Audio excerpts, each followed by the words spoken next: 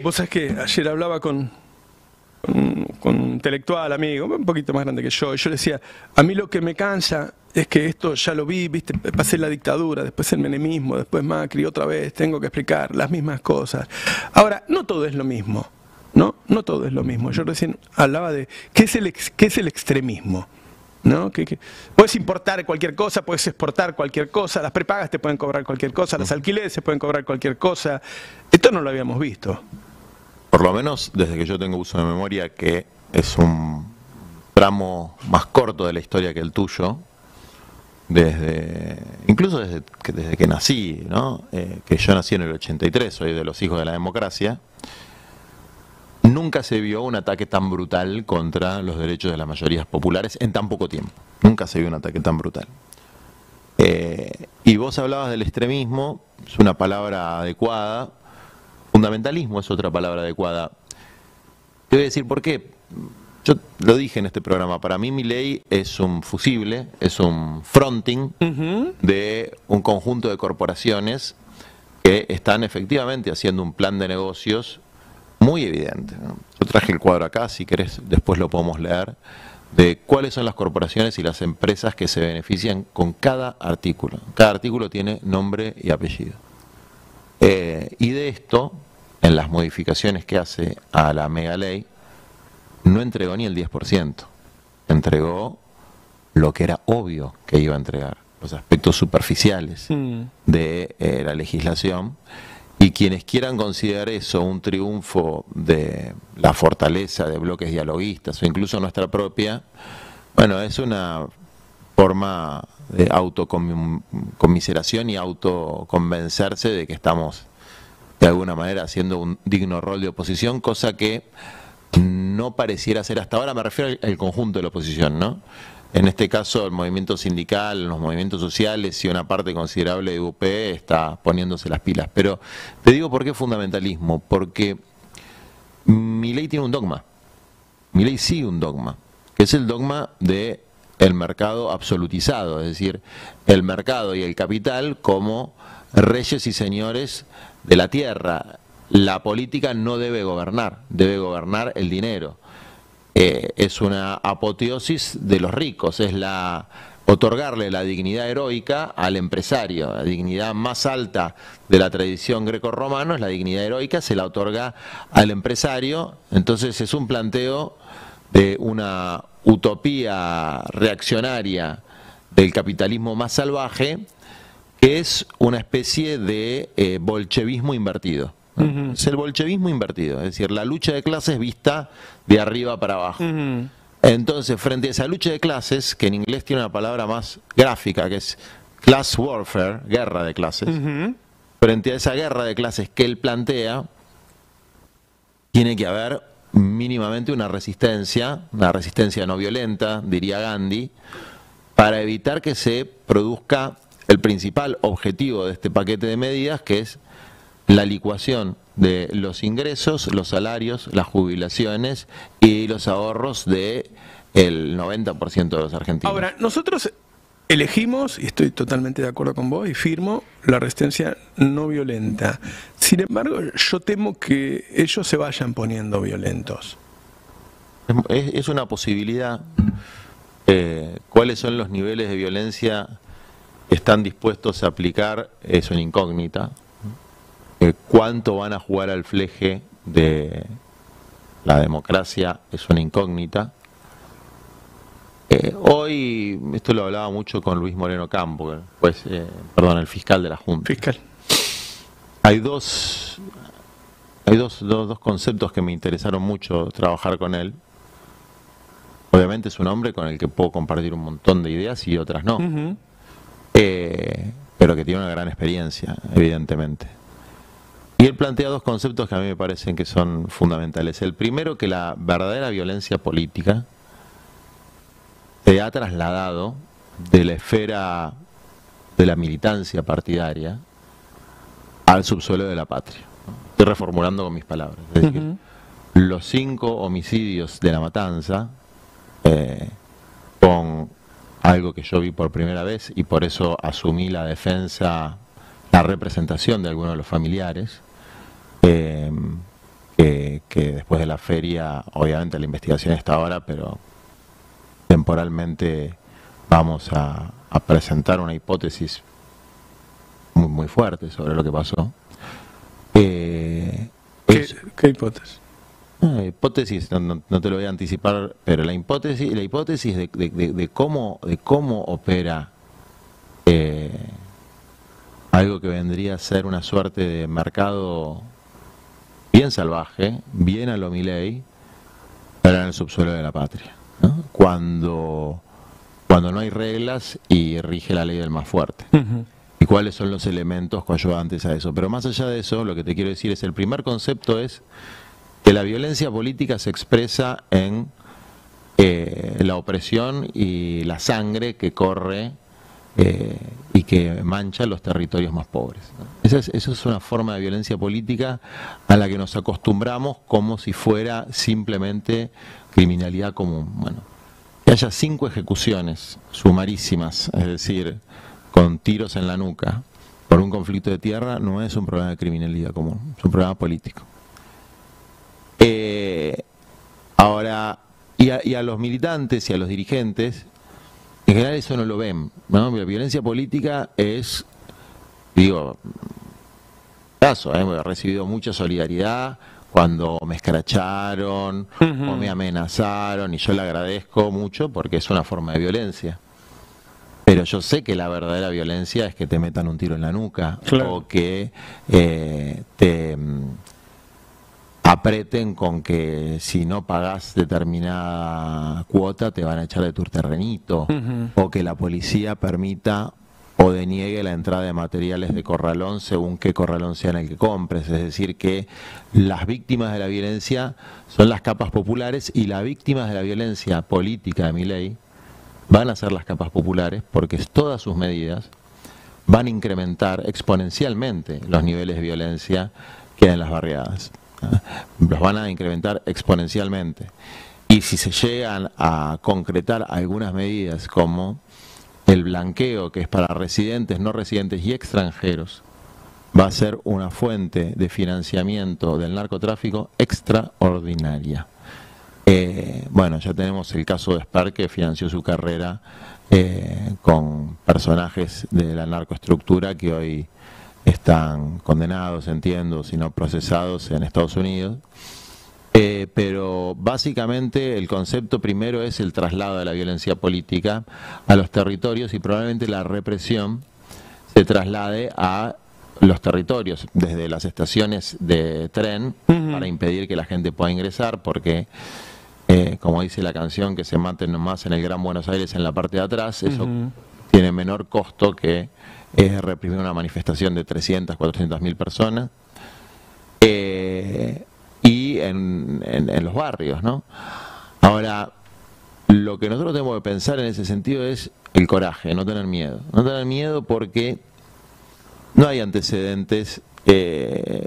Yo, por lo menos, mi evaluación es que no va a haber una situación represiva generalizada, y que es alarde para que la gente tenga miedo y no se movilice. Entonces, nosotros que estamos convocando a las 10:30 en Callao y Rivadavia para movilizar detrás de la UTEP, vamos a tener una columna bien armada, muy segura, y están invitados todos los que quieran venir a esa columna, donde vamos a garantizar que no haya infiltrados y que se pueda movilizar en paz, pero de ninguna manera podemos permitir que este terrorismo psicológico haga enflaquecer una movilización popular.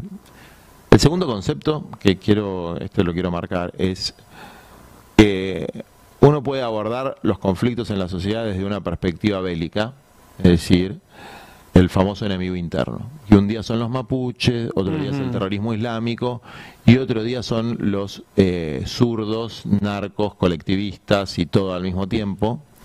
O lo puede abordar desde una perspectiva de justicia, donde, bueno, evidentemente acá se están abordando las cuestiones de una perspectiva donde el mundo se divide entre orcos y gente de buena voluntad. Y esa narrativa es una narrativa bélica, no es una narrativa basada en la justicia. Para mí, ni uno unos son orcos ni otros son gente de buena voluntad. Acá somos todos argentinos, argentinas con ideas distintas que tenemos que funcionar en el marco de la democracia, de la Constitución, del Estado social de derecho, me caigan mejor o peor. En todo caso hay que mejorar el sistema del servicio de justicia, que es una vergüenza verdadera para nuestro país, para que los que se pasen de raya, hacerles respetar la Constitución y las leyes, ¿no? Corrámonos por un momento de Milei y hablemos de cada uno del resto de los actores. Por ejemplo, ahora los medios han caracterizado como amigables, es una de las palabras, y Dialoguistas. Dialoguistas, esa. ¿Qué ves ahí? Sin ningún prejuzgamiento. No, veo algo bastante natural. A ver, primero, por lo menos por mi formación, trayectoria, o mi formación, ¿no? Yo creo que esto lo resuelve la calle, no lo resuelve nadie. Que la superestructura política no va a resolver esta situación. Yo te podría explicar la composición, o podríamos charlar de la composición, lo vamos a hacer, de la composición de los bloques. Estuve hablando con todos. Y más o menos lo que yo entiendo que pueden llegar a hacer o pueden dejar de hacer. Pero eso va a estar determinado por la relación de fuerzas entre el poder de la Banelco, que es el poder de la coima, el poder de las prebendas, la visión que genuinamente puedan tener nuestros rivales políticos, que hoy también son opositores, como la bancada ensalada de Pichetto, porque es una ensalada, la bancada radical que no sé si es una ensalada, pero se le parece bastante, está dividida en grupos. El PRO, que está más unificado en una posición de acompañar a Milei, pero puede tener algunos díscolos. Es decir, uno ve ahí en los bloques dialoguistas que hay endijas de gente que está pensando, che, yo voy a rifar mis convicciones, mi alma, mis principios en esto. Otros que están pensando cómo sacar provechos, y otros que están pensando, apruebo unos artículos sí, otros artículos no.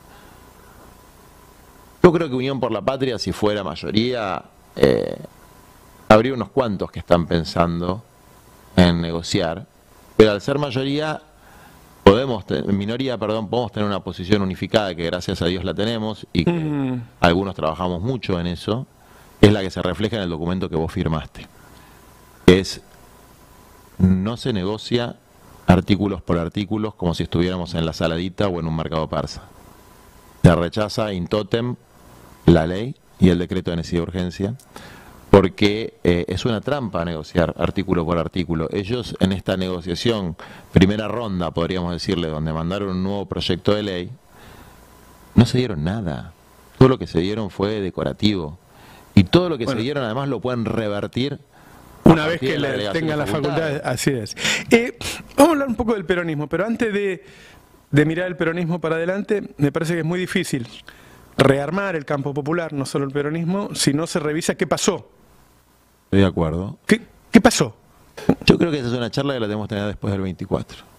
Porque ahora hay que, o después de que pase la batalla frente a dos hechos muy concretos, que son el DNU y la ley ómnibus. ¿Por qué? Porque la revisión hay que hacerla, es inevitable, hay que hacerla de cara a la gente, que es algo que me critican a mí, que es, bueno, esto hay que discutirlo puertas adentro, no, pindonga, esto hay que discutirlo puertas afuera, porque lo que hace a nuestra fuerza no es ni el dinero, no son los grandes genios, porque acá muchos genios no hay. Si querés, vos podés decir, bueno, Cristina es una estadista que está en un nivel superior en su conciencia que el resto, pero de Cristina para abajo acá somos todos iguales. Y la discusión hay que darla de cara a la gente, porque ya el oscurantismo de discutir entre 10, 15, 20 genios, yo creo que viene fracasando estrepitosamente. No, pero además se le ha mentido mucho a la gente. No es un monopolio de la derecha la mentira frente al pueblo en los últimos años. Ni la manipulación. Ni la manipulación. Hay un modelo mental, yo creo que arrastramos de la Guerra Fría y de la cultura de Orga, que es instrumentar al otro como un medio para mis fines. Fines que por ahí no están muy claros, ni siquiera para quien ejerce esa manipulación. Es decir, que no tiene demasiado claro lo que quiere. Eso lo decía mucho Perón, ¿no? Perón decía, he descubierto en mi vida que los hombres no saben muy bien lo que quieren y en la dirigencia política pasa lo mismo. Claro. Uno podría decir, bueno, es el poder por el poder en sí mismo, es un cargo, es una intendencia, una diputación, pero vos rascás un poquito y te das cuenta que hay ahí una cosa así como de bollar entre las ligas, las grandes ligas, que tampoco son tan grandes, de la política nacional, y que todo entra dentro de esquemas de poder faccional sin un proyecto colectivo que nos empuje hacia adelante. Entonces, el proyecto colectivo, las grandes consignas, son adornos discursivos para una manipulación, efectivamente. Es decir, no me acuerdo bien cómo era la metáfora, pero la gallina que cacarea para un lado y pone los huevos en otro, ¿no? Ahora, todo eso hay que revisarlo, sí, hay que ver sector por sector, sí, hay que, cuando uno dice revisión autocrítica, hay que ver cuál es la autocrítica que hace cada uno, no solo la crítica al otro. En nuestro caso, en mi caso particular, yo estoy revisando el affair Guzmán, porque yo sostengo Guzmán cometió graves errores, la negociación con el Fondo Monetario Internacional desde luego no era la que nosotros hubiésemos planteado, el acuerdo que se firmó no es un acuerdo positivo para la Argentina, pero hay que hacerse dos preguntas. ¿Hubo de manera tácita, de manera expresa, de manera consciente o inconsciente, hubo un desgaste deliberado o, no sé, emocional, como uno lo quiera plantear, a la figura del ministro? Yo creo que la respuesta es que sí. No solamente creo que la respuesta es que sí, sino que mis declaraciones contribuyeron a ese desgaste. La segunda pregunta es, ese desgaste, que fue, entre otros elementos, un factor de su renuncia, ¿fue bueno para el país? Yo creo que no. Sobre todo si uno mira cómo venía la economía antes y cómo fue después, que lo estoy revisando con detalle. Bueno, esa revisión para algunos compañeros es una agresión, es una discusión política. Y es una discusión política sobre todo para dar una lección a nosotros mismos como militancia, que es saber para qué hacemos las cosas. Porque si nosotros no sabemos para qué hacemos las cosas, es decir, si solo miramos el presente y no miramos 2 o 3 casilleros para adelante, podemos ser o tontos útiles de una estrategia que no necesariamente es la nuestra, y después a cantarle a Gardel frente a los hechos consumados, o podemos ser factores de lo peor de la política, que es no tener una planificación que te permita mostrar la luz al final del camino o el atardecer después de la noche. Pero además, yo no entiendo el sistema de acumulación. O sea, ¿para qué el campo popular acumula y después pone candidatos que no representan a ese electorado? No lo entiendo. Bueno, por eso yo creo que ya van 3 candidatos que no representan a ese electorado. Sí. Bueno, yo creo que eso también forma parte de una discusión. Porque guarda que mucha gente que votó a Milei era votante de Cristina. A mí no me cabe la menor duda, sobre todo en el Norte Grande. En el Norte Grande yo tuve oportunidad de hablarlo con muchas personas. Decía, es una política social fuerte de recomposición de los ingresos del sector informal, que es el 60-70% en algunas provincias, o Cristina, yendo provincia por provincia. No hay otra forma de levantarla. Claro. Me parece que no se hicieron ninguna de las dos cosas. Igual tampoco sé si lo íbamos a levantar, pero evidentemente entre el deterioro de los ingresos y la falta de legitimidad de cualquier otro dirigente. Ahora, yo no me siento con la autoridad para, ni creo que me corresponda, además creo que es dañino, para personalizar, porque es despolitizar en algún punto, ¿no? Creo que cuando Cristina o la superestructura peronista unge a Scioli, que escuché un rumor que va a ser ministro de Milei, que ya sería algo distinto a ser embajador, Sí, ¿no? sí, sería O sea, lo de embajador, ponele que me dijeron algunos sindicalistas, sobre todo del sector automotriz, que era funcional a los intereses de los trabajadores, ponele que bueno, pero después ser ministro ya es otra cosa. Ya es otra cosa. Bueno, Alberto, ya sabemos, Massa, tenemos nuestra percepción, me llama la atención que la posición del Frente Renovador se circunscriba a las retenciones, que creo que es básicamente lo único del... Ya tiene un montón de gente que las defiende, además. Sí, tal cual. O sea, defendamos a los pobres. También, así como digo eso, digo que la mayor parte de los diputados del Frente Renovador firmaron el documento. Sí, sí, firmamos nosotros. Que firmamos nosotros. Pero, evidentemente, no es la línea... Por lo menos yo lo que veo es una orfandad, Juan. Bueno, está bien. O sea, yo veo una cantidad de gente que... Mucha gente está acá, escuchándonos, viéndonos, qué sé yo, que la conozco, sí. Porque hace muchos años que estamos juntos, que eso, tiene una orfandad. Entonces después se agarra para cualquier lado. Pero bueno, eso es así. Vos sabés que yo tengo muchos oyentes de Milei. No me cabe la menor duda, yo también tengo porque muchos. Piensan parecido en muchas cosas, pero bueno, fueron decepcionados. Pero escúchame, yo lo que te digo es lo siguiente. Epícteto, que era un filósofo estoico, que uno solamente puede controlar los juicios y apenas su conducta. Puede controlar la conducta de los otros.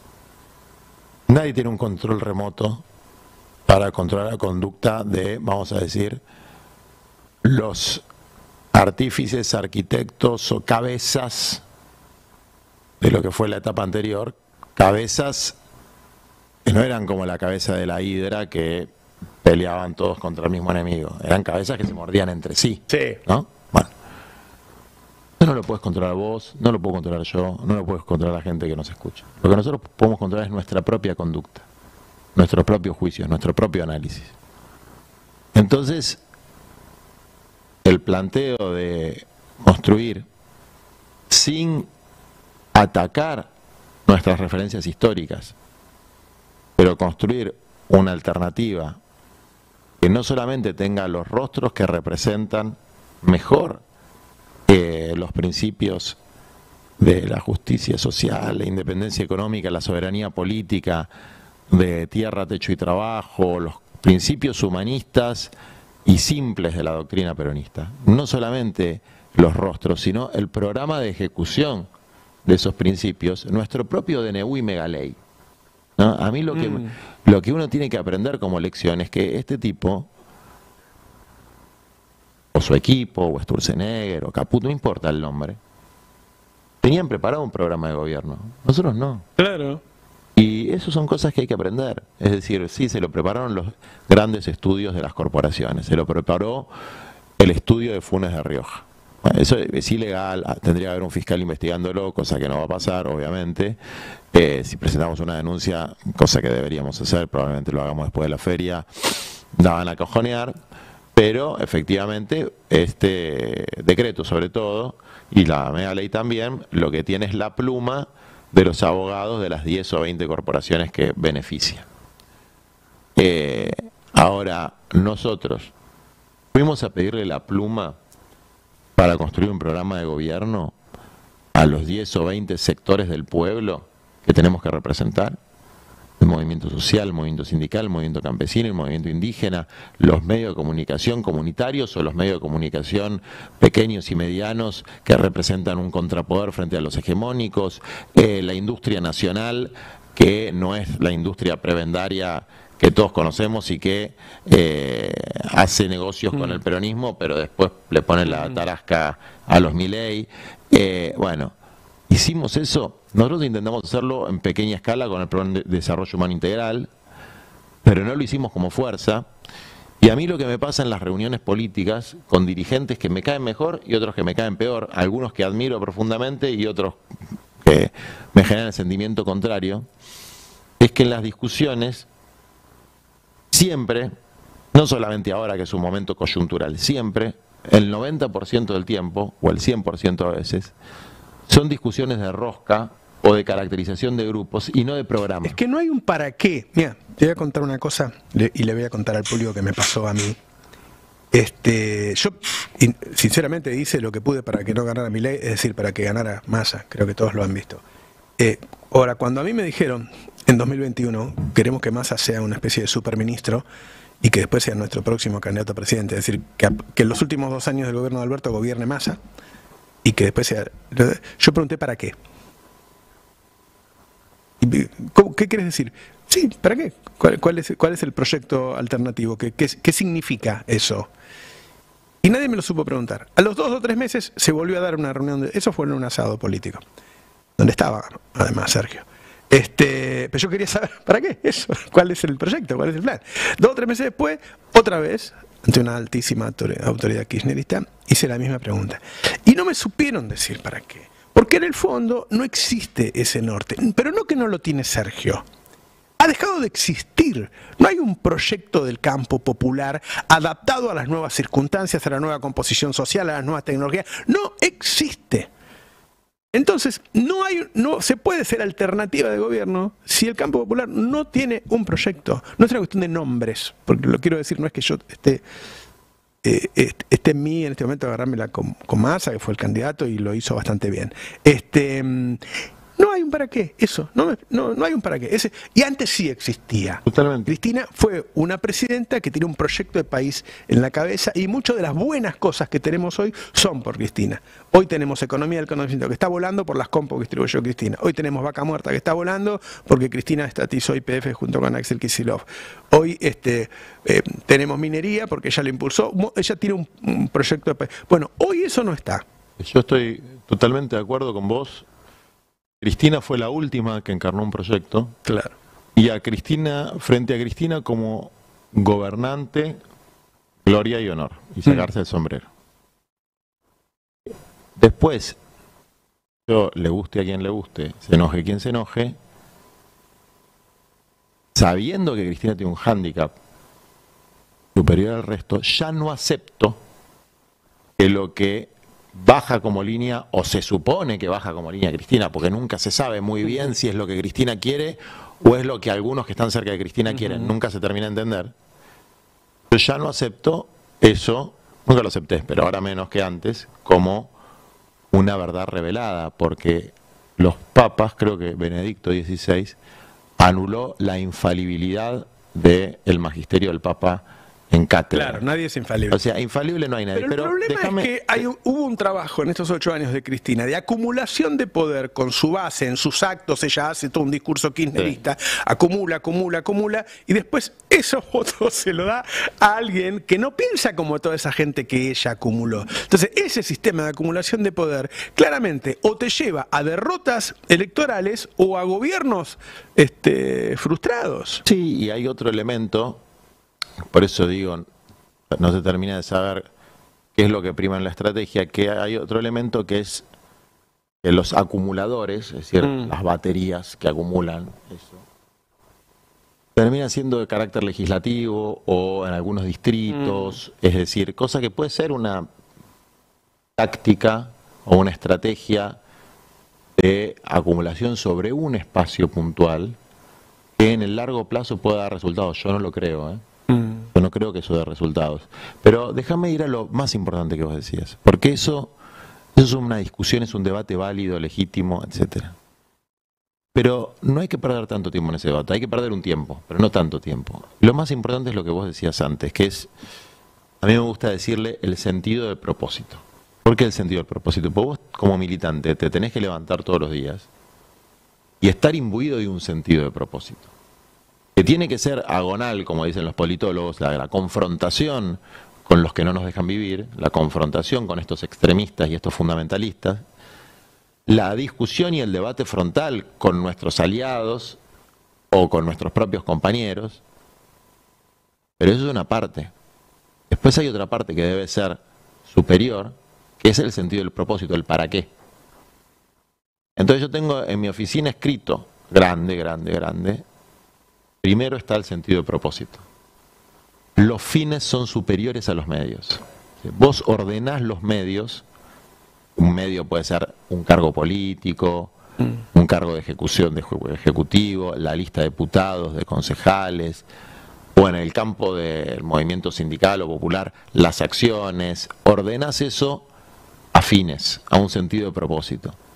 ¿Y cuál es el sentido de propósito de nuestro tiempo? Bueno, se puede desgranar en un montón de cuestiones, pero vuelvo a esto de lo humanista y lo sencillo, porque es como definía Perón a su doctrina en las 20 verdades peronistas, una doctrina humanista, sencilla, cristiana, decía él, como para mostrar esto es simple, se puede palpar.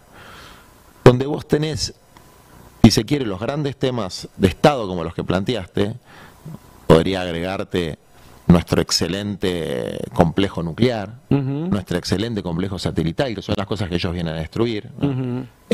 Bueno, otra cosa que hizo Cristina, ARSAT. ARSAT, el fortalecimiento del sector nuclear, que nosotros tenemos el reactor modular más desarrollado del mundo, el CAREM, donde está compañera nuestra, que es Adriana Serkis, que todavía sigue presidiendo la Comisión Nacional de Energía Atómica porque no puede renunciar, porque generaría un riesgo para el país, ¿no? No le aceptan la renuncia. Pero tenemos cuadros técnico-políticos extraordinarios. Entonces todo eso es una parte, pero después hay cosas que son tan elementales, como las que hablamos siempre: el derecho a tener un terreno, el derecho a que si vos no tenés el privilegio de estar integrado en el mercado formal y trabajás en la economía informal, por lo menos se te otorgue la dignidad de trabajador y se te nombre como trabajador y se te ayude en tu proceso organizativo para salir de la informalidad, no que si recibís una ayuda del Estado o un programa de empleo, nuestro propio campo lo discrimine, le saque una radiografía para ver cada costilla, a ver si se fue un día a Perú a por ahí a la abuelita llevarle una remesa. Claro. Bueno, porque todo este tema no empezó con Milei, todo este tema de andar auscultando Tolosa Paz. Tolosa Paz. Yo no tengo ganas de personalizar, pero no me gustan algunas actitudes. Pero se hacen carreras así, porque ahora todo el mundo compite a ver quién es el que más. Y la verdad, ¿viste cuando discuten el desempleo es tal? No, porque los planeros laburan, los tipos, laburan. Sí. No están en la casa, laburan. ¿O Hay te crees que viven de 30 lucas? Hay una competencia para ver quién es el más verdugo, básicamente por un motivo, dos motivos. Primero, por un sustrato ideológico de clase que hay en la política, que en general todo el 80% es clase media para arriba, de origen y de ejercicio, si se quiere. O sea, no es que nació abajo y la remó y llegó a la clase media alta, no. Nacieron clase media, profesional, universitaria, y después incluso subieron de estatus social. Entonces hay cosas que no se entienden, entonces el parámetro del pobre es la mucama. Y digo mucama a propósito. Entonces no se entienden algunas realidades y es muy difícil de transmitir y de explicar. Y el segundo elemento son los focus y las encuestas. Las encuestas dicen la gente está en contra de los planes. Y si lo pones en esos términos y la desinformación es tal que no se entiende que no es un plan, sino un refuerzo de ingreso para las personas que trabajan en la informalidad, parecido a lo que fue el IFE o el ATP, si no se arreglan algunas cosas de política pública, y es obvio, los propios compañeros que lo cobran van a decir que están en contra. Claro. Tú le preguntas, ¿está de acuerdo que una persona cobre un plan y no trabaje? ¿Quién va a estar de acuerdo con eso? Claro. Entonces, sumarse a ese pensamiento gorila es mucho más grave que las peleas internas de nombres, porque es permitir un sentido común, Claro. donde si hablas de reforma agraria sos un loco, Claro. si hablas de distribución de lotes para la vivienda sos un loco. La reforma agraria debería estar en el núcleo de las discusiones, porque todos sabemos que la forma en que se distribuyó la tierra en Argentina es atípica.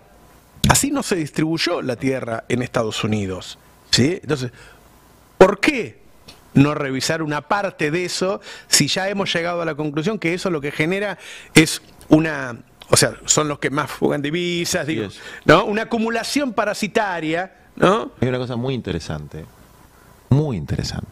¿Vos sabés quién es Rothbard? No. Es el economista de cabecera de Milei. Si no es Rothbard, es Rothbard, pero le pegan el palo. Un libertario. Y él condena esto, No. la distribución de la tierra que hubo en Argentina. Él dice, el Estado sí, invasor lo leí, en sí. Sudamérica lo que hizo fue despojar de la tierra a los pobladores originarios, Claro. para dársela a los amigos de la oligarquía. Fue el Estado Sí, el sí, que sí. hizo eso. a diferencia de lo que sucedió en Estados Unidos. Y es justa la reforma agraria, Sí. literalmente. Sí, sí, lo leí. Bueno, porque la reforma agraria es una forma de distribuir la propiedad privada. Claro. Es decir, acá el problema es que el pensamiento gorila, bananero y oligárquico de nuestros enemigos o rivales los lleva a defender la propiedad privada del 1% de la sociedad. Porque tu salario, tus ingresos como empresario pyme, tu jubilación, tus ahorros, también son derechos de propiedad, forman parte de la propiedad privada de las personas. Y la acumulación de la propiedad privada, sobre todo inmobiliaria, en un 1% en el caso de las grandes tierras, ¿no? Y en un 10%, si quieren, en el caso de otro tipo de propiedades, genera un fenómeno, sobre todo en el campo inmobiliario, imparable, de ampliación del mercado informal que se va transformando en un mercado controlado por los nuevos factores de ordenamiento territorial, que es la narcoestructura. Claro. Entonces, para comprar un lote, los pobres van a tener que recurrir a esta amalgama de narcos, policías y cada tanto algún satélite municipal, a ver si consiguen un lote de 7x15 en algún lugar contaminado. Bueno, el sentido de propósito de un militante popular tiene que ser cambiar esa estructura de poder. Y si vos querés, dividamos en los grandes temas nacionales, desde la hidrovía hasta el patrullaje del Atlántico Sur, y los temas simples, sencillos, humanistas de los descamisados. Dividémoslo en dos y hagamos las dos cosas. Pero yo creo que hay algo que hay que grabarse, que es la tarea más inmediata en un contexto donde debemos estar ya rozando el 60% de pobreza, es erradicar las formas más aberrantes de la injusticia social. Frente a alguien que dice que la justicia social es una aberración, nosotros plantear hay formas aberrantes de la injusticia social que son intolerables para un militante popular, y nuestro sentido de propósito con el que nos levantamos cada día es influir cada uno desde el campo que pueda, ya sea en la resistencia o en la construcción de alternativa, para frenar una profundización de esas injusticias sociales. Yo eso no lo veo. Mirá, en la última reunión que tuve con políticos muy importantes y con algunos hombres que venían de las luchas sociales y sindicales, me pasó algo curioso, que es que las primeras intervenciones de la primera hora y media, hice mucha fuerza para que se arme esa reunión, y la verdad que me alegro mucho que haya sucedido, porque es una forma de reconfigurar, por lo menos un intento de ámbito dentro del movimiento nacional popular. Un intento, no digo que sea el mejor ámbito, no digo que sea el único, pero es un intento, ¿no? Está un poco liderando esa forma de buscar una reconfiguración más horizontal de un ámbito, es Axel. Axel, sí. Y Quintela, que ha surgido como un Tacho Peñalosa del siglo XXI, con unas posiciones que a mí me parecen maravillosas. Sí, sí. No, ya lo conocía un poco, ahora lo conozco más, pero aparte de él, en esto del sentido de propósito, está trabajando una reforma constitucional muy, muy interesante. Maravilloso. Bueno, o sea, son esos personajes que están tapados por la naturaleza unitaria de la política argentina, y que hay que por lo menos visibilizar su creatividad, etcétera. Bueno, entonces, es un ámbito. Vamos a suponer que hay compañeros y compañeras que no les gusta, no les parece representativo, que propongan otro ámbito. Lo que no puede haber son no ámbitos. Entonces, si nosotros tenemos el principal partido de la coalición, que es el PJ, presidido por Alberto Fernández, que yo sepa está en España, y que la verdad, lo digo humildemente, creo que debería tomarse licencia y permitir que se arme una comisión con los vicepresidentes del Partido Justicialista, porque desarticularía un nudo institucional que hay hoy, que es que no podemos armar una mesa con los presidentes de partido, porque el principal partido está presidido por alguien que hoy no sintetiza nada, y probablemente nadie sintetice. Entonces se puede armar una cosa de los vicepresidentes, donde están todos, está Cafiero, está Guado, está Axel, digamos, si mal no recuerdo, el Frente Renovador, que es, vamos a decir, el segundo partido de la coalición, si se quiere, que si Sergio Massa no quiere estar porque él evalúa que no es su momento, puede estar Cecilia Moró, nosotros, Inhumana, Patria Grande, somos un partido nacional con representación parlamentaria. Después hay otros partidos. A los gobernadores, están los dirigentes sindicales que se identifican con Unión por la Patria, se puede armar un ámbito federal con los gobernadores, los presidentes de los partidos o los vicepresidentes, etcétera, que permita construir estrategias, debatir coyunturas, etcétera. Bueno, ese es el intento que hay. Es un intento que es remar en dulce de leche, pero es un intento para mí válido, loable, y si se constituyera eso resolveríamos una parte importante. En la discusión de este ámbito improvisado, no en esa discusión, por eso no, en varias discusiones que tuve, muchas, no en esa particularmente, hay como un tono de joda, el río de Milei, que fue justo lo de Davos. Entonces, qué divertido, qué gracioso lo de Milei, ¿no? Qué pelotudo este tipo. Lo mismo hacían con Menem, se reían de sus excentricidades y no hablaban de lo fundamental. Ya, tan pelotudo no es, porque Tan pelotudo no es. nos vacunó en las elecciones.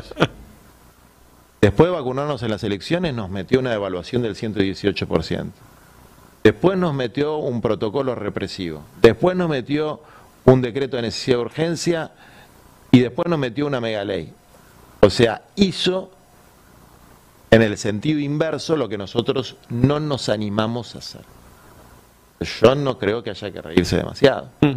Y además con sus excentricidades se granjeó el apoyo explícito del hombre más rico del mundo, que dijo abiertamente que estaba de acuerdo con el golpe de Estado en Bolivia por el litio, Elon Musk, del hombre más rico de la Argentina, Marcos Galperín, de un posible futuro presidente de los Estados Unidos, Donald Trump, y de miles y miles de grandes fortunas en el mundo, y por primera vez alguien les dice héroes, porque hasta en el sentido común de la política internacional, por lo menos héroes no eran, y en algunos casos eran los villanos. Bueno, ahora él invirtió explotadores y explotados. Entonces es un fenómeno con el que no hay, por lo menos, que subestimar y reírse como si nosotros fuéramos los genios de la estrategia política, porque la verdad no es el camino. Hubo un momento que dejó claro eso, que fue el debate con Massa.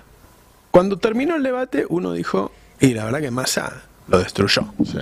Solidez de Massa frente a un hombre que no podía.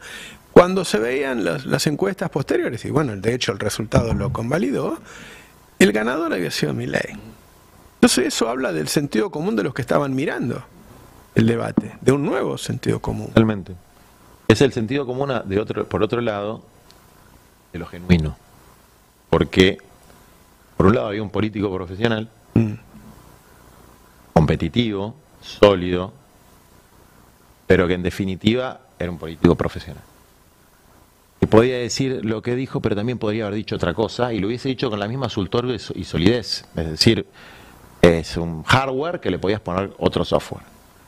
Por otro lado, tenías un tipo con sus limitaciones que más o menos decía lo que pensaba. Piensa eso, claro.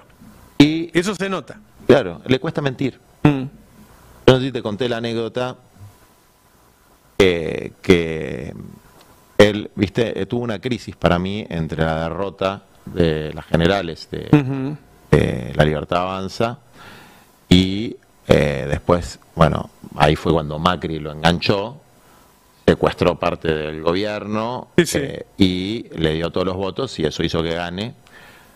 No sé si fue eso, pues la verdad que tendría que haber sido una situación contra natura que ganemos nosotros con 100% y pico por ciento de inflación. O sea, hubiese sido un milagro de la naturaleza. Pero bueno, lo cierto es que Macri le puso todos los votos de Patricia Bullrich. Y en ese contexto le deben haber dicho, no vayas más a entrevistas como las de Trabuc. La verdad es que él tuvo así como una brote en esa entrevista, porque no tenés estabilidad emocional, hace algunos videos. Y los videos con esta línea. Y una de las cosas que él dijo en los videos era que yo robaba. Y él sabe que yo no robo. Entonces después cuando él me llamó por lo de mi viejo, me pidió perdón por haber dicho eso. Es decir, a él le pesa la mentira. ¿Eso quiere decir que sea un tipo bárbaro? No, el que va a destruir la vida de mi pueblo es mi enemigo. Milei es mi enemigo. Pero esa legitimidad lo hace creíble. Pero es genuino. Claro. De hecho, está haciendo muchas de las cosas que dijo, muchas otras no. También es manipulable, ¿eh? Ojo, también es manipulable. porque si fuera un sarmientino consecuente estaría de acuerdo con la reforma agraria al estilo Chivilcoy. Claro. Sería un fanático de la educación pública, Claro. etcétera. Es manipulable. Le hacen creer que él piensa cosas que no piensa. Pero más allá del personaje, porque hay que diferenciar el autor y la obra, sí es un tiempo de lo genuino, sea por derecha, sea por centro, sea por izquierda, sea por nacionalismo popular. El que es un chamullero al estilo político piola, que se las cree todas, se las sabe todas y te va a dar vuelta como una media, porque a la gente le cae medio como el orto, digamos, ¿no? Porque entonces yo creo que viene un tiempo de lo genuino. Tenemos muchos cuadros que son genuinos en su forma de plantear las cosas y que a veces se ven tentados por parecerse más a los políticos profesionales que a lo que realmente somos. ¿Quién es un personaje genuino de la política argentina? Cristina. Cristina es de una pieza, por lo menos cuando habla, cuando sale públicamente. Bueno, ahora, eso tenemos que, en nuestra generación sobre todo, ponerlo en valor, el valor de la coherencia entre lo que se dice, lo que se piensa y lo que se hace, no como un disvalor. Vos sabés, Roberto, que a mí me lo han planteado como un disvalor en innumerable cantidad de ocasiones. Es decir lo que pensás, lejos de ser un valor, sos un boludo, porque decís lo que pensás. A mí también me lo han dicho, sí. Bueno, está bien, puede ser. Yo no estoy de acuerdo con eso. No voy a hacer política, puedo tratar de ser más prudente, puedo tratar de ser más moderado con mis formas, puedo tratar de ser menos explícito en las críticas hacia adentro, pero el día que dejo de decir lo que pienso, dejo de ser yo. Entonces, como dice la canción, yo quiero morir como viví. Si no, me dedicaría a otra cosa. Y viviría la gente que me quiere y me rodea mucho más tranquila que ahora, pero yo voy a seguir diciendo lo que pienso, porque además es el pensamiento colectivo de muchos compañeros que serán menos, serán más, pero se sienten representados por eso. Y voy a seguir pensando que los debates hay que darlos de cara al pueblo, no hay que darlos en salones cerrados donde a veces por condescendencia te dan la razón en alguna que otra cosa, pero la conducta sigue siendo exactamente la misma. Claro. Así lo veo yo. Entonces, bueno, en ese sentido hoy tenemos el doble desafío de enfrentar una política de deshumanización, del desguace del Estado Nacional, que efectivamente pone a la patria en peligro y la pone en el mostrador y la vitrina de la venta al mejor postor. Hay que enfrentarlo, esa es la prioridad número uno, pero esa prioridad no se va a poder llevar adelante cabalmente si no hay una profunda revisión y un proyecto que ponga por delante el sentido y propósito. Y viste que siempre se habla de los 10 puntos. Bueno, pueden ser 10, pueden ser 3, puede ser 1. Pero tiene que haber algunas cosas concretas. Que quede claro hacia dónde va la gente. Vos fíjate, cuando nosotros perdimos las PASO con Massa, Massa acepta una de nuestras políticas, que es de las más importantes, que es el registro único de solicitantes de lotes con servicio y quintas productivas. ¿Te acordás? Sí, sí, sí. Bueno, se presenta eso. Se anotaron 1 millón de familias en 20 días. Mirá si no va a haber demanda. Mirá. Tenemos la demanda ahí, Claro. organizada. Y ese 1,5 millones de familias, mira, sería bueno revisarlo. Están los chicos que mataron en la matanza. Sería bueno revisar si hay gente que hoy está poniendo su vida en juego porque el Estado no resuelve lo que dice que debería resolver, que es el acceso a la tierra. Y si nosotros resolviéramos eso, que es la tierra, la vivienda, pueden ser torres, pueden ser edificios, pueden ser casitas, puede ser...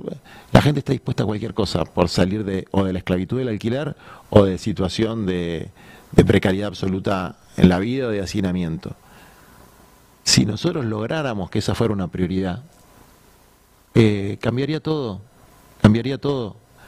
Ahora, si nosotros hablamos de abstracciones y planteamos, no, miren, el modelo ultraliberal siempre fracasó y el modelo neokeynesiano es una maravilla, la verdad que ni yo me la creo. Claro. Porque por eso la doctrina peronista nunca fue un modelo macroeconómico. Mucho tiempo también hablando de la macro.